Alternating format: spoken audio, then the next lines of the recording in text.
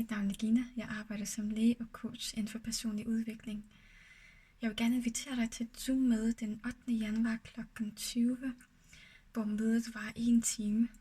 I det møde fortæller jeg om mindset. Jeg fortæller om tankehåndtering. Det kan godt være, at du nu tænker, at jeg er i stand til at håndtere mine tanker. Men er du? Er du bevidst om, at størstedelen af dine tanker er ubevidste? Det vil sige, at du er ikke klar over dem. At størstedelen af dine tanker stammer fra en præprogrammering, som du ikke engang selv har været med til at definere. Lad mig konkretisere det lidt. Hvilke mål har du sat dig for 2021? Eller har du nogle ønsker? Er det vægttab? Er det et bedre helbred? Er det at have bedre økonomi?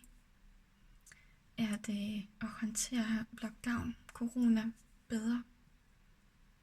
Er det at have stærkere, bedre selvbillede og selvtillid? Og dermed være dygtigere, mere effektiv på dit arbejde? Har du et mål om at søge et nyt job, men du venter på de rette omstændigheder? Du venter på, at dit CV er god nok til at søge jobbet? Har du et ønske om at starte på en ny uddannelse, men familielivet er ikke lige til det lige nu? Eller vil du blot gennemføre den uddannelse, du har?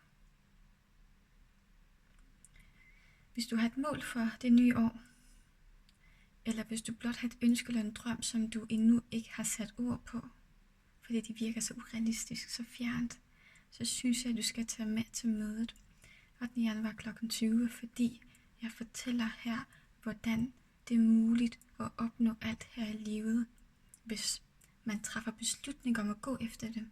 1, 2, man tror på det.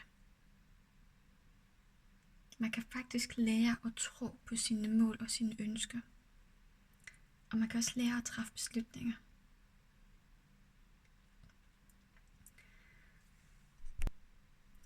Det er 5% strategi og 95% mindset. Så det du egentlig ønsker dig, det du egentlig drømmer om, er nemt at opnå, fordi du har evnen til at nå det. Du skal blot arbejde med mindsetet. 5% strategi, det kommer hen ad vejen. Vi ses 8. januar kl. 20, hvor jeg fortæller, hvordan du ved at ændre dit mindset kan ændre dit liv til det bedre.